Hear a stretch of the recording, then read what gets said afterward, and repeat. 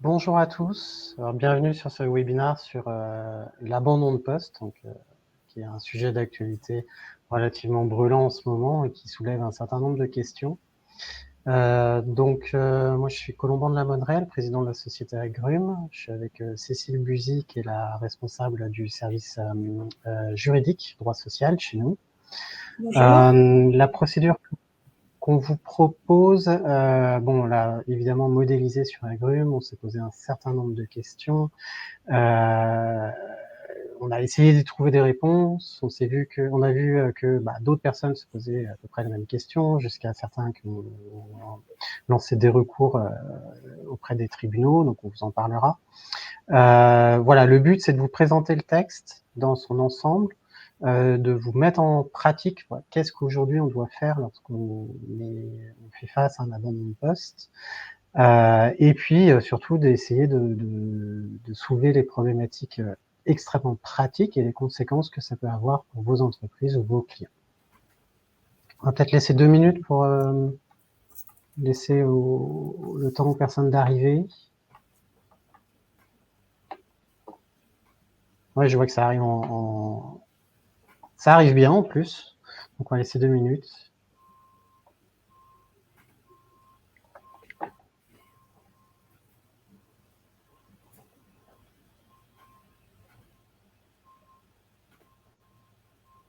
Peut-être pas 2 minutes, ça fait beaucoup 2 minutes. On démarre, Cécile? Vas-y, vas-y. 33, ouais. Ça continue à monter, mais bon, les gens vont récupérer en cours de route. Après tout, on n'a que 45 minutes, c'est assez court sur le sujet. Donc voilà, comme je vous disais, le but, c'est de vous permettre de mettre en place une procédure d'abandon de poste, de soulever les problèmes et de vous permettre d'anticiper les problèmes que ça peut causer dans vos entreprises ou les entreprises que vous conseillez. Je vais partager mon écran. Donc l'objectif, ouais, un mot quand même sur Agrumes. Pour ceux qui ne nous connaissent pas, donc on est un éditeur de logiciels, logiciel RH, qui permet donc à partir des données qui sont intégrées dans la base de préparer des contrats de travail, des avenants, gérer les périodes d'essai, faire des ruptures, etc. Et dans ce cadre-là, on a modélisé la procédure abandon de poste. Donc, on s'est posé un certain nombre de questions auxquelles on a tenté de répondre. Donc, on n'a pas toutes les réponses. Aujourd'hui, il y a des recours devant les tribunaux pour tenter d'y apporter des réponses. Je vais partager mon écran, ça sera le support de la présentation, puisqu'on déroule en fait toutes les questions qu'on doit se poser pour lancer la procédure.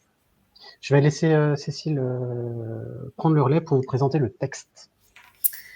Alors, l'abandon de poste qui constitue une présomption de démission a été instauré par 3 textes. Un premier texte de loi qui a été adopté le 21 décembre 2022 et qui a été codifié à l'article L 1237-1-1 du Code du travail. Donc, en fait, ça nous donne les grands principes sur lesquels on va revenir. Donc, je ne vais pas rentrer dans le détail tout de suite. Ensuite, on a un décret d'application qui est venu donner quelques précisions, notamment concernant le délai qui devait être laissé, le délai minimum laissé aux salariés pour répondre à la première mise en demeure de l'employeur. Donc, c'est le décret du 17 avril 2023 qui a été codifié au R 1237-13 du Code du travail. Et ensuite, le gouvernement est venu apporter des précisions dans son question-réponse qui est publié sur le site du ministère du Travail. Questions-réponses qui apportent des précisions, mais des précisions qui vont au-delà du texte de loi et du décret, et nous reviendrons donc sur les conséquences des interprétations et des positions de l'administration. Donc, on va vous présenter la procédure. Colomban va commencer avec le champ d'application de cette procédure. Alors, juste pour vous donner le plan général, donc là, on va vous donner le champ d'application. Quand est-ce qu'on peut lancer une procédure, quand est-ce qu'on doit lancer une procédure d'abandon de poste. Alors, on me fait signe de mettre en plein écran. J'espère que ça ne va pas tout mettre en plein écran. Non, mais je ne peux pas faire plus. Quoi ? Ça apparaît pas bien, mon écran ? Ça serait mieux en plein écran.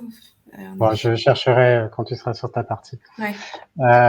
Donc, le plan général, le champ d'application. Quand est-ce que vous devez ou pouvez faire une procédure d'abandon de poste?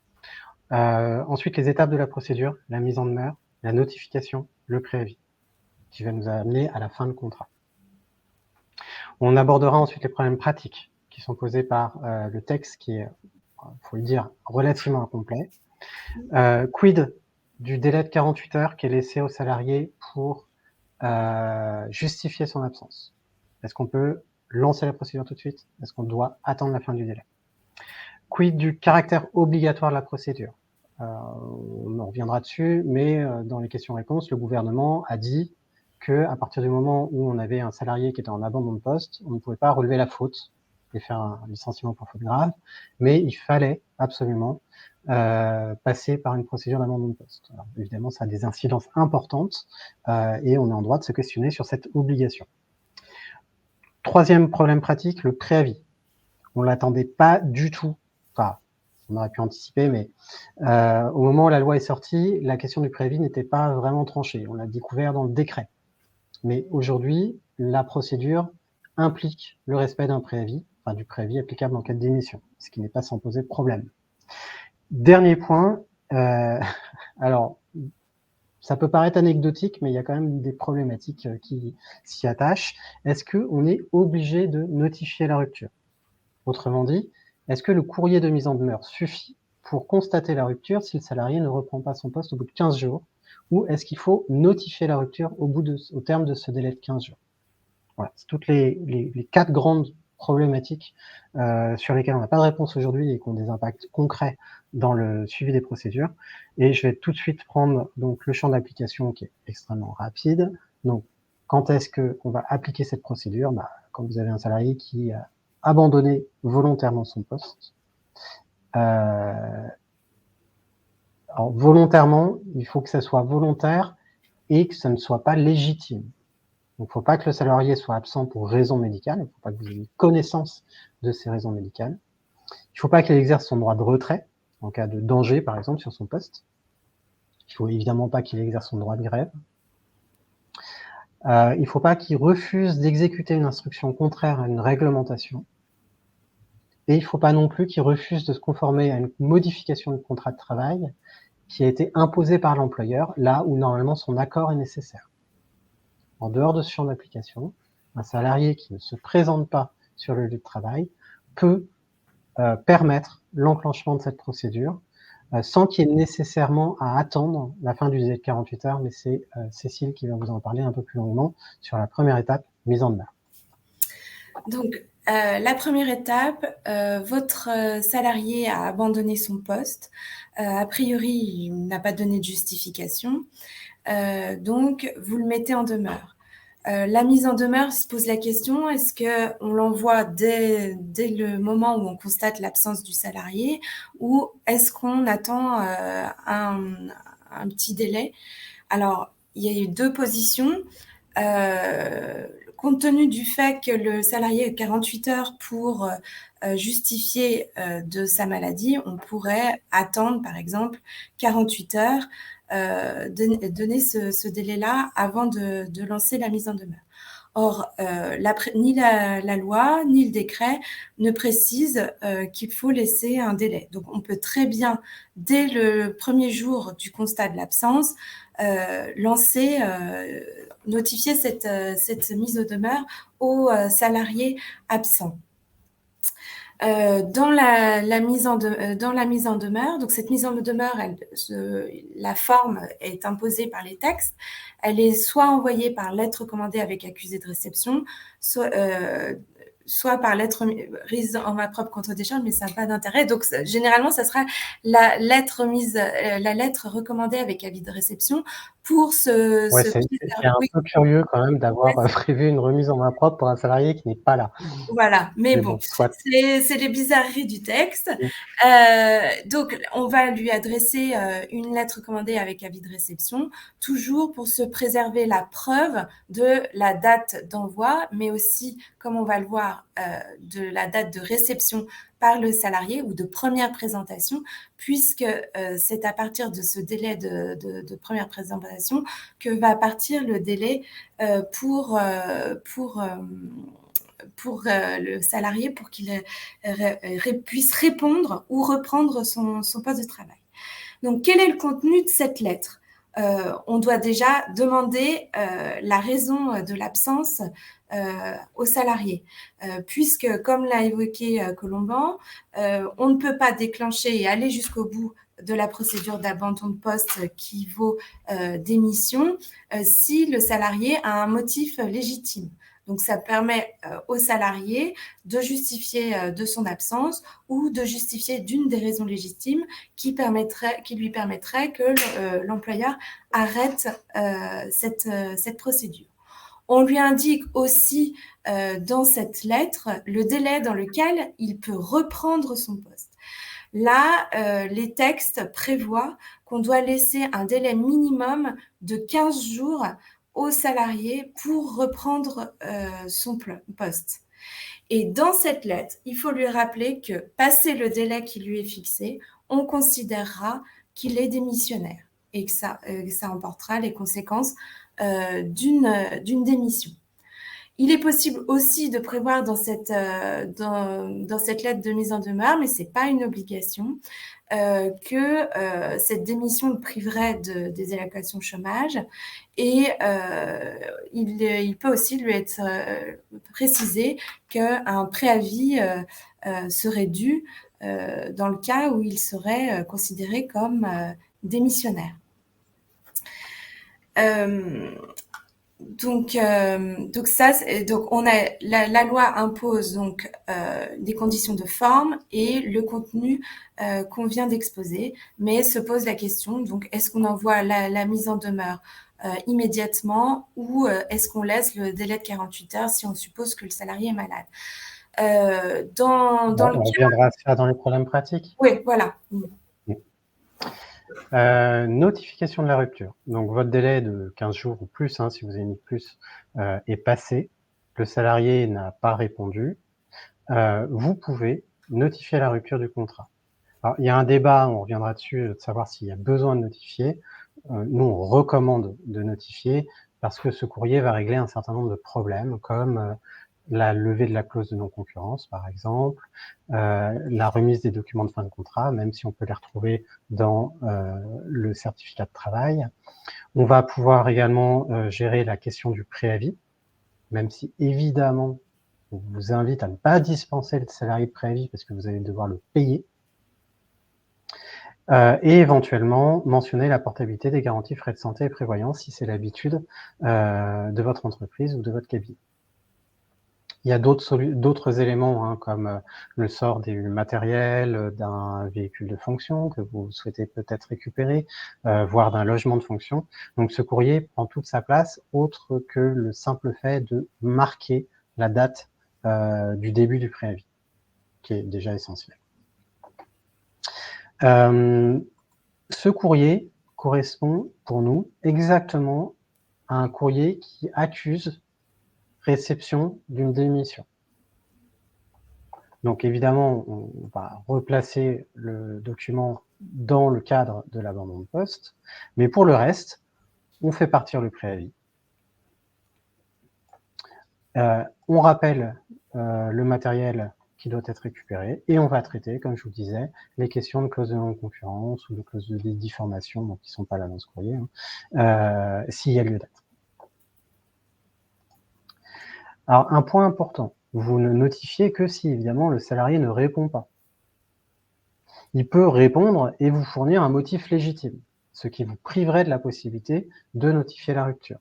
Et si vous le faites, la rupture pourrait s'analyser comme un licenciement sans cause réelle et sérieuse. Les motifs légitimes étant ceux que l'on a rappelés au démarrage dans le champ d'application. J'exerce un droit de retrait.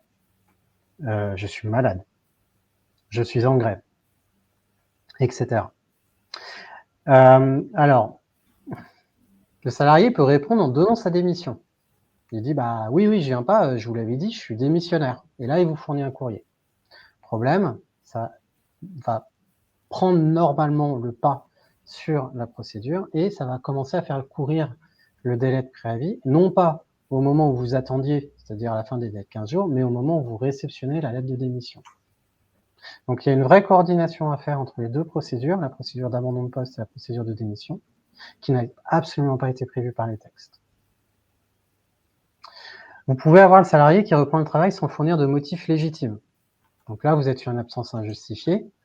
J'aurais dire en matière de droit commun, comme on faisait avant, on serait peut-être en mesure de relever une faute, de mettre un avertissement, voir si c'est pas la première fois ou si l'absence a eu des conséquences graves, de licencier le salarié pour faute grave.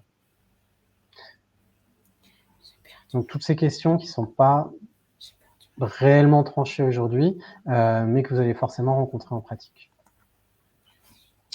Donc on l'a dit, le document de notification de rupture va commencer à faire courir le préavis. Donc là, on est vraiment sur du droit commun. Je vais laisser Cécile reprendre la main. Oui, alors le préavis. Donc dès lors qu'on peut considérer que le salarié est démissionnaire, en fait, il doit exécuter en théorie un préavis. Cette disposition a été ajoutée par le décret d'application, ce qui apporte quelques problèmes en pratique. Donc, quel préavis déjà on applique? C'est le préavis de la démission. Donc, le préavis pour certaines professions est prévu par la loi. Sinon, il est prévu par les conventions collectives ou les usages pratiqués dans certaines localités. Et il peut aussi être prévu par le contrat de travail. Si le contrat de travail prévoit un délai de préavis plus court, on ne pourra pas imposer aux salariés le préavis plus long qui serait prévu par la convention collective. Et de même, un salarié ne peut pas tenter d'imposer à l'employeur un délai de préavis plus long que celui qui est prévu pour les démissions par les textes. Donc ça, c'est pour la durée du préavis applicable.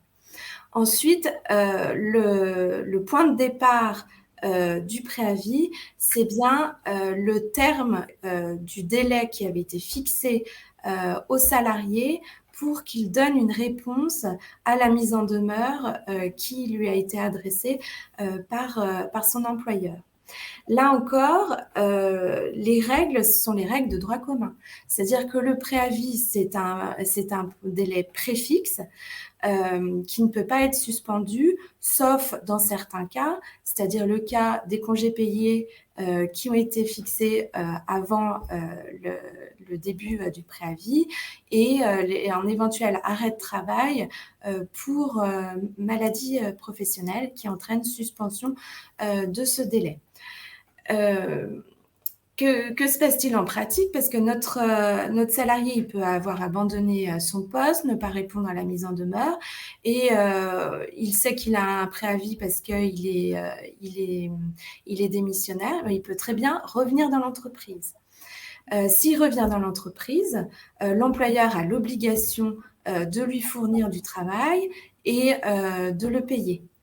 Dans ces cas-là, il pourra être envisagé éventuellement de le dispenser. Mais si le salarié ne reprend pas son travail, dans ces cas-là, l'employeur n'a aucune obligation de payer le salarié pendant ce préavis. C'est pour ça qu'il est important de ne pas dispenser le salarié de son préavis avant de savoir s'il va venir l'exécuter ou non, parce que si vous le dispensez de préavis, dans ces cas-là, vous devez le rémunérer, alors que si vous ne l'avez pas dispensé et qu'il ne se présente pas pour l'exécuter, vous n'avez pas à le payer pendant ce préavis. Et vous pouvez même tenter, dans le cadre d'une action future devant le Conseil de prud'homme, d'obtenir réparation en obtenant le versement de l'indemnité compensatrice de préavis en raison du défaut d'exécution du préavis par le salarié.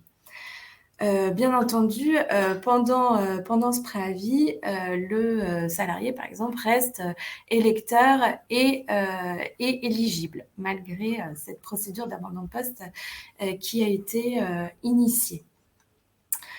Donc ensuite arrive la fin du contrat qui est à la fin, à l'expiration du préavis. Donc, Colomban, donc est-ce qu'on revient sur les problèmes Ouais, on pratiques? va revenir sur les 4 points. Ouais. Les 4 points qui sont les points majeurs en fait. Enfin, 2 plus majeurs que les 2 autres. Alors la première question qui est revenue assez fréquemment, c'est mais Agrumes permet de lancer une procédure immédiatement dès que le salarié est absent, sans attendre le délai de 48 heures qui est laissé au salarié pour justifier son absence. Alors, première remarque. Déjà, ce délai de 48 heures n'est pas un délai légal, c'est un délai qu'on trouve dans certaines conventions collectives ou qui est généralement repris dans les règlements intérieurs. Mais rien ne dit que dans votre entreprise, ce délai s'applique de cette manière-là. Ensuite, ce délai de 48 heures, c'est pour fournir un justificatif. Le salarié a l'obligation d'informer son employeur de son absence le plus rapidement possible. Donc, il n'est pas censé le faire au bout de 48 heures. Évidemment, il a pris une voiture, il est à l'hôpital, on ne va pas forcément exiger de lui qu'il prenne son téléphone et qu'il appelle son employeur, mais hors circonstances de ce type, le salarié doit prévenir le plus rapidement possible. Donc, en tant qu'employeur, rien ne vous empêche de mettre en demeure le salarié de justifier son absence immédiatement. D'autant que si la question se pose, c'est que c'est pas la première fois. Vous vous doutez bien qu'il est en abandon de poste. Vous n'allez pas lancer ce type de procédure pour quelqu'un qui est pas là un matin, alors que c'est pas courant. Attendre 48 heures, c'est retarder d'autant la fin du contrat. Et on a vu avec le préavis que la procédure prend du temps. Donc rien n'empêche, encore une fois, de notifier. Là, ça reste une mise en demeure, c'est pas créateur de droit, c'est pas constitutif d'une sanction, ça ne vient pas dire que le salarié n'a pas respecté son obligation, ça reste une pure mise en demeure que vous pouvez lancer dès le premier jour d'absence. Deuxième point, caractère obligatoire de la procédure. Alors, la question, c'est mon salarié abandonne son poste. J'avais une procédure avant qui était le licenciement pour faute grave pour abandon de poste, et j'ai cette nouvelle procédure. Est-ce que j'ai toujours le choix entre ces deux procédures, ou est-ce que la nouvelle procédure d'abandon de poste prend le pas, et est-ce qu'il y a une réelle primauté? Donc, la loi et le règlement ne précisent rien à ce sujet, les débats parlementaires non plus. L'idée n'était a priori pas de remplacer la procédure de licenciement pour faute grave par cette procédure de présomption de démission. Toutefois, comme vous devez certainement en avoir entendu parler, le question-réponse publié par le ministère du Travail sur cette procédure de présomption de démission, lui précise que la procédure de présomption de démission pour abandon de poste prévaut sur le licenciement pour faute grave. C'est-à-dire qu'on n'aurait plus le choix entre le licenciement pour faute grave et cette présomption de démission.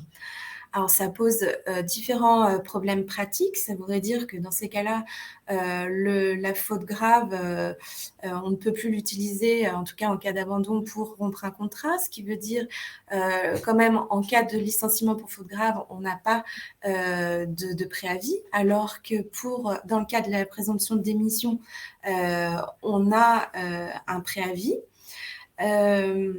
Ensuite, on s'est posé une autre question, c'est la rupture d'égalité éventuelle entre des salariés qui sont soumis, qui sont embauchés sous un CDI. Donc, apparemment, la procédure de présomption de démission ne sera applicable qu'aux salariés engagés sous contrat à durée indéterminée.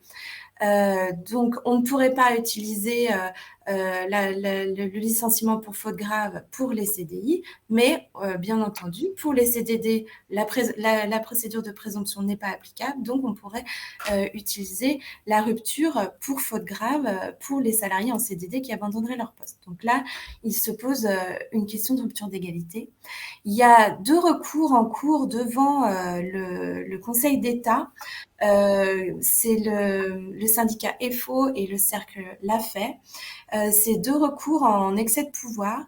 Le syndicat EFO a formé un recours à la fois contre le décret d'application et contre le question-réponse du ministère du Travail, parce qu'il considère que la procédure de présomption de démission fait perdre un droit aux allocations chômage, à l'indemnisation chômage pour les salariés qui seraient en abandon de poste, et donc c'est une perte de droit. Et le cercle Lafay, lui, a formé un recours, lui, pour voir annuler la phrase de la circulaire, enfin, pas de la circulaire, justement, du question-réponse du ministère du Travail, qui empêche, en fait, la possibilité, qui prive l'employeur de la possibilité d'engager une procédure de licenciement pour faute grave en cas d'abandon de poste. En fait, ce qui se pose comme question, c'est que le question-réponse, au jour d'aujourd'hui, n'a pas de valeur juridique, de valeur contraignante, comme la loi, comme le règlement. Et en fait, ce question-réponse, il est simplement opposable, si vous voulez, à l'administration. Les juges n'ont aucune obligation de suivre ce question-réponse, mais ils auront probablement tendance à l'appliquer. Donc, il y a un vrai intérêt pratique de suivre la position, de suivre quelle va être la position du Conseil d'État suite à ces 2 recours, et éventuellement les positions futures des différentes juridictions. Alors, c'est pas sans incidence, hein. Là où vous avez une faute grave, vous mettez fin au contrat immédiatement avec des conséquences qui vont être attachées à la faute grave. Je vous en donne 2, par exemple. Quelqu'un qui a des BSCPE, des parts dans l'entreprise, et il y a des conditions de rachat qui sont prévues en cas de sortie, mais qui sont pas les mêmes en cas de faute grave ou en cas de sortie pour autre motif. Donc, du fait que vous ne puissiez pas invoquer la faute grave et que vous passez sur une démission, dans la mesure où la démission n'a pas été prise en compte dans le pacte d'associés prévoyant les conditions de sortie, vous pouvez vous retrouver là où vous aviez une faute grave, vous pouvez vous retrouver à devoir payer un prix anormal pour le rachat de vos parts. Un autre exemple, alors plus sur la faute lourde, si l'absence de votre salarié a causé un dommage et que l'absence est volontaire, était volontaire de la part du salarié, qui savait pertinemment bien que ça allait causer un dommage pour l'entreprise, vous ne seriez pas en mesure d'aller réclamer des dommages et intérêts. Ces 2 exemples, je suis certain qu'il y en aura d'autres qui vont survenir. Et un autre problème, là qui va être extrêmement pratique, qui est le préavis. Donc ça me permet de faire la transition sur cette question, donc qu'on a déjà bien abordé. Hein. Là où vous aviez une faute grave, vous mettez fin au contrat immédiatement, et on n'entend plus parler. Ça veut dire qu'il sort des effectifs. Ça veut dire que si vous avez des élections professionnelles, par exemple, juste derrière, il ne sera pas pris en compte. Ça veut dire que si vous avez un audit ou un transfert d'entreprise, il ne sera pas pris en compte, etc., etc. Dans le cadre de cette procédure, vous vous retrouvez à devoir attendre 15 jours. Puis, potentiellement, le salarié peut répondre. Vous déclenchez un préavis qui va peut-être vouloir venir prester juste pour vous embêter. Ou alors il peut être par exemple en situation de télétravail. Rien de plus simple pour un salarié de dire attendez, moi je suis démissionnaire, envoyez-moi du travail, et vous retrouvez en fait à devoir gérer une période compliquée qui peut aller de 1 à 3 mois en fonction du statut du salarié. Et dans le déroulement du vie de l'entreprise, vous pouvez vous retrouver à devoir l'intégrer dans les élections professionnelles, dans un transfert d'entreprise, dans une augmentation générale, enfin, ou dans le versement d'un accord d'intéressement, etc., etc. Donc c'est un vrai impact qui était certainement pas prévu dans le dispositif initial, mais qui a été réintroduit par la suite au niveau du décret d'application et qui devra, on l'espère, être éclairci par la suite.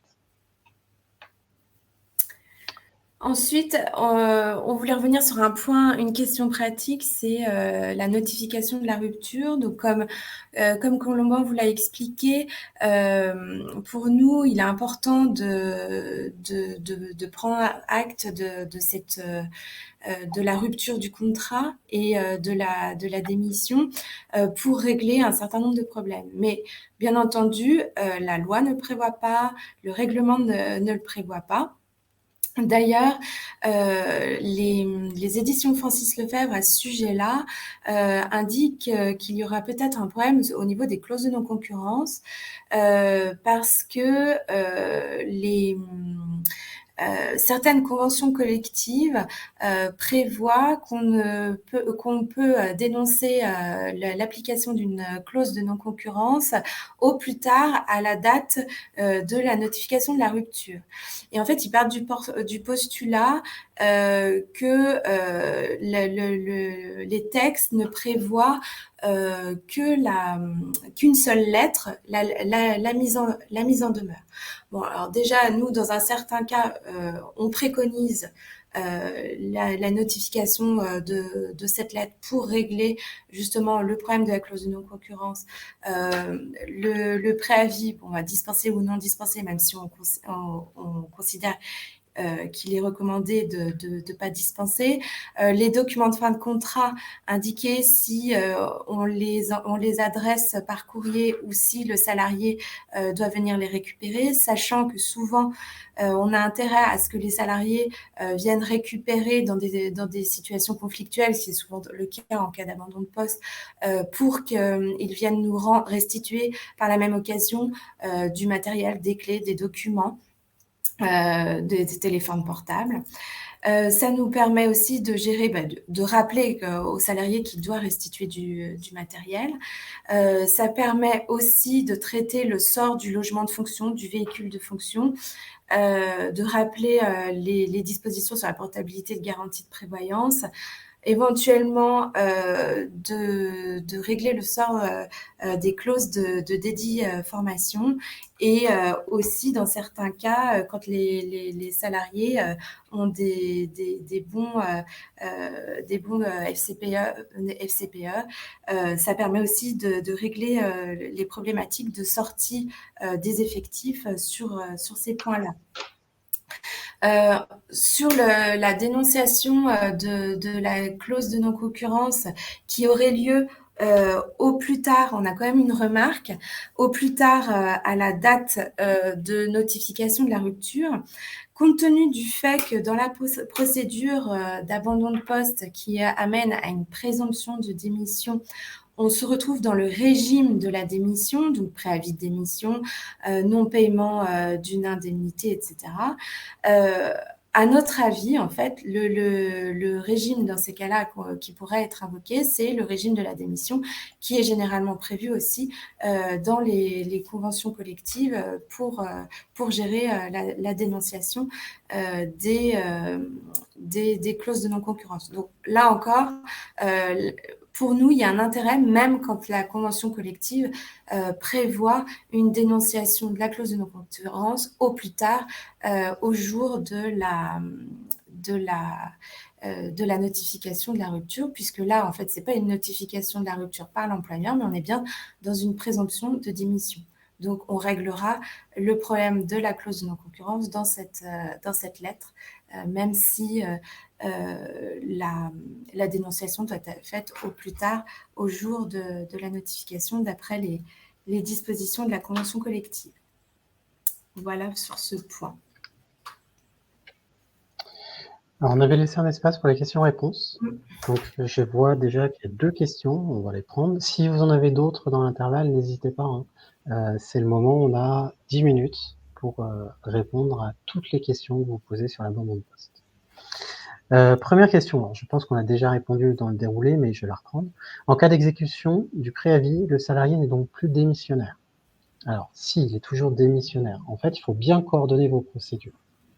On est dans la situation où vous lancez une mise en demeure, le salarié ne répond pas, le préavis court, il peut vous dire, finalement, je l'exécute. Rien ne l'en empêche, sauf si vous l'avez dispensé, mais vous n'allez pas le faire, parce que si vous le faites, vous allez devoir payer. Vous avez également la situation où le salarié va répondre à votre mise en demeure en disant qu'il est démissionnaire, et il va exécuter son préavis. Dans tous les cas, la simple exécution de préavis ne change pas la nature de la rupture du contrat. On est bien dans une démission qui privera le salarié des allocations chômage. Deuxième question. J'espère que j'ai répondu à votre question. S'il n'y a pas, n'hésitez pas. Deuxième question, donc bonjour. Est-ce que le préavis est toujours d'une durée de 15 jours? Alors, on parle du alors, il y a deux choses, je pense, dans la question. Donc, si on parle du délai dans lequel que l'employeur doit laisser au salarié pour répondre à sa mise en demeure, c'est 15 jours calendaires minimum. Si le dernier jour tombe un samedi, un dimanche ou un jour férié, il faut reporter le dernier jour du délai au premier jour ouvrable suivant. Maintenant, si on parle du délai de préavis de démission, il faut vous référer soit à la loi, soit à la convention collective. On n'est ni plus ni moins que dans le régime de la démission classique. Il y a aussi des questions dans le chat. Mais si tout le monde pose des questions partout aussi, vas-y. Selon vous, est-ce que l'ancienne procédure est toujours envisageable? Donc là, je pense qu'on a répondu. En fait, comme on vous l'a rappelé, il y a 2 recours en cours. Donc, on attend la position du Conseil d'État. Pour l'instant, donc, seul le question-réponse du ministère du Travail nous indique que l'ancienne procédure n'est pas envisageable, mais ce question-réponse n'a pas de force contraignante. On ne connaît pas encore la position des juges. Donc, il existe on peut donner un pronostic. On peut donner un pronostic quand même. Voilà, je me mouille. Pour moi, la question-réponse, c'est pas la première fois que le gouvernement utilise ce moyen pour passer des avis. Clairement, c'est pas un élément, c'est pas un outil juridique qui est laissé à sa disposition. Il peut donner un avis, un juge peut se baser sur cet avis pour prendre une décision, ça ne l'empêche pas. Par contre, il ne faut pas que cet avis soit contraire à une disposition légale. Et pour nous, la nature même, le fait d'exclure la possibilité pour un employeur d'invoquer une faute dans le cadre d'une procédure de rupture est clairement contraire à un principe, alors j'utilise un mot un peu rapide parce qu'on est en visio, mais à un principe fondamental du droit du travail et de la possibilité d'une partie, c'est même pas d'un employeur, d'une partie de rompre unilatéralement un contrat en invoquant la faute de son co-contractant. C'est pas une question théorique, c'est pas un cas d'école. Elle se posera en pratique de manière extrêmement courante et elle a des impacts juridiques clairs. Donc, moi, j'ai peu de doutes sur la position qu'un juge devrait adopter, qui serait le gouvernement n'a pas le pouvoir de prendre des décisions via des questions-réponses, d'autant que ces décisions sont contraires à une disposition ou à un principe légal.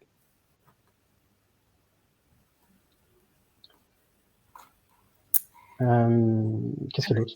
Dans le chat, attends, les questions arrivent donc. Bonjour, l'absence de mention de privation des droits au chômage dans la mise en demeure ne pourra pas être reprochée à l'employeur.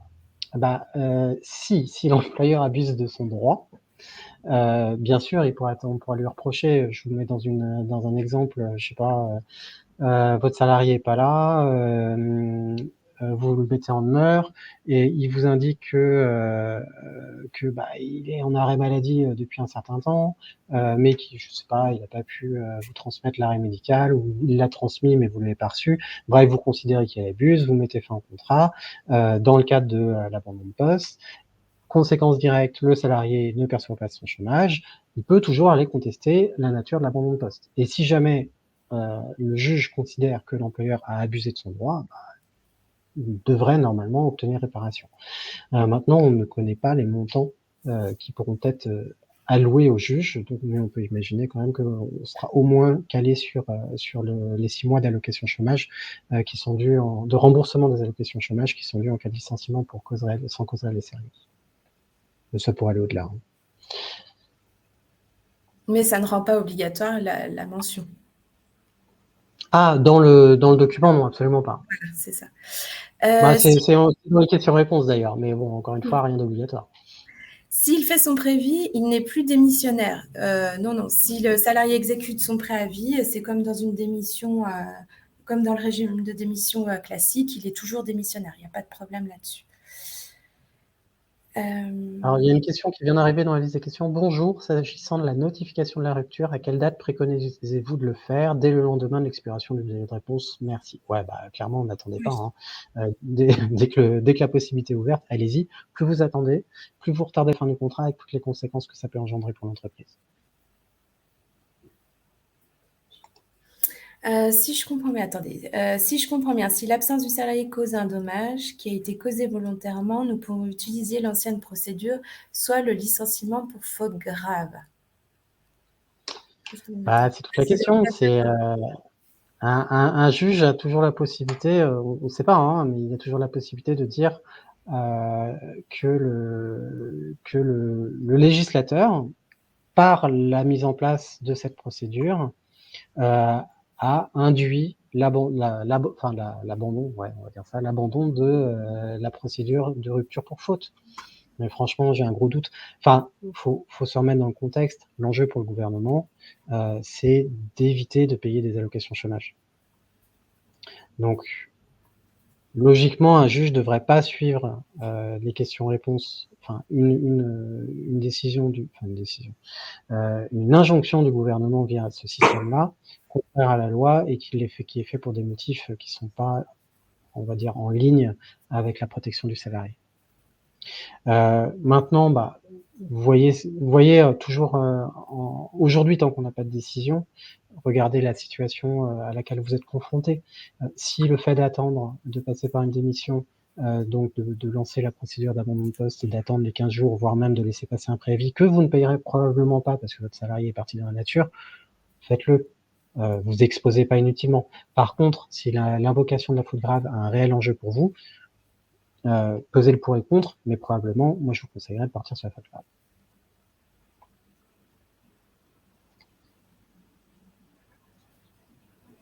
Un point, puisqu'il reste un peu de temps, un peu plus technique sur la décision qui risque d'être prise en compte. Les recours qui ont été exercés, c'est des recours pour excès de pouvoir. Donc en gros, on va demander au juge administratif d'annuler une décision administrative qui fait grief. Mais pour ça, il faut une décision à la base. Et tout l'enjeu est là. Est-ce que la question-réponse est une décision? Alors, Cécile, j'ai fait mes recherches depuis et j'ai demandé à un avocat spécialisé en droit administratif. Le fait que ça soit une question-réponse n'empêche pas le juge administratif de considérer qu'il s'agit là d'une décision qui fait grief. Mais c'est pas automatique. Ça ouvrirait le champ, en fait. S'il fait ça, on pourrait se considérer demain, qu'est-ce qui se passe si Darmanin, il passe sur BFM TV et il donne un avis sur une situation et que cet avis implique un suivi un effet dans l'économie parce qu'on pense que le gouvernement a dit ça, qu'est-ce qu'il faut faire ça? Donc, il y a quand même un pas qui serait à franchir pour le juge pour dire que le question-réponse est une décision normative créatrice de droit et que elle est contraire donc à la loi et l'annuler sur le recours pour excès de pouvoir. Plus probablement, le juge risque de dire le gouvernement n'a pas le pouvoir d'émettre une norme via un question-réponse, donc le recours pour excès de pouvoir ne peut pas s'appliquer et déclarer en fait l'action irrecevable. Mais il faut bien lire la décision. Hein.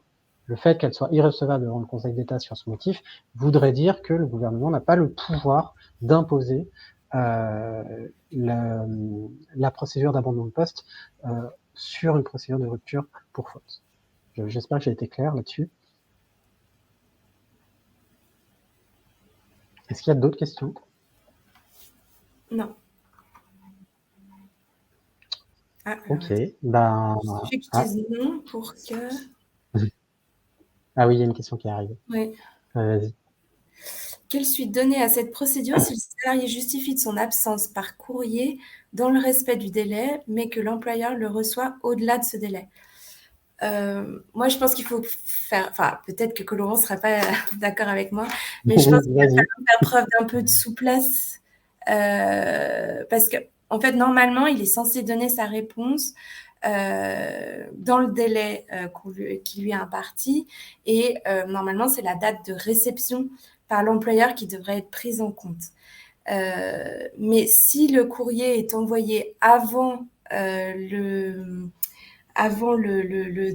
délai-là, je pense moi, je préconiserais la souplesse et de prendre en compte, cette justification. Mais peut-être que Colomban n'est pas d'accord avec moi. Non, je suis complètement d'accord avec toi. Ça serait trop risqué, en fait. On est bien d'accord, hein, on est dans le cadre d'un salarié qui veut continuer à travailler avec l'entreprise. Hein. Oui, évidemment. Dans cette question. Mais oui, enfin, après, ça dépend ce que vous voulez faire, hein, mais vous vous exposez à une action. Voilà, puis ça peut être justifié le fait qu'on reçoive le justificatif un peu tardivement, s'il y a une hospitalisation, que c'est une personne qui vit seule, on peut imaginer différentes raisons quand même. Ouais, ou simplement un courrier qui est envoyé par la poste et qui est égaré et qui n'arrive pas. Hein. Oui, aussi, oui.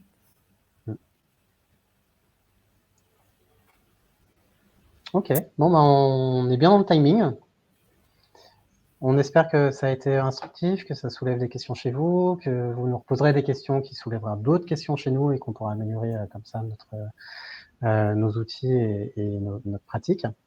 On vous remercie d'avoir été présents aussi nombreux et on espère vous retrouver au prochain webinaire. Si vous voulez des renseignements sur Agrum, évidemment, n'hésitez pas. Vous avez les coordonnées sur Internet. Vous pouvez nous écrire sur contact@agrum.fr. Et puis voilà, il me reste à vous souhaiter un bon appétit. Merci à tous. Au revoir. Merci, bonne journée.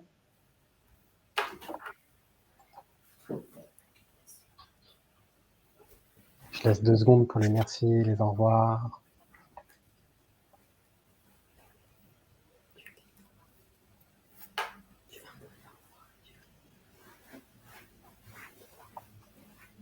Au revoir à tous. Je coupe l'accès.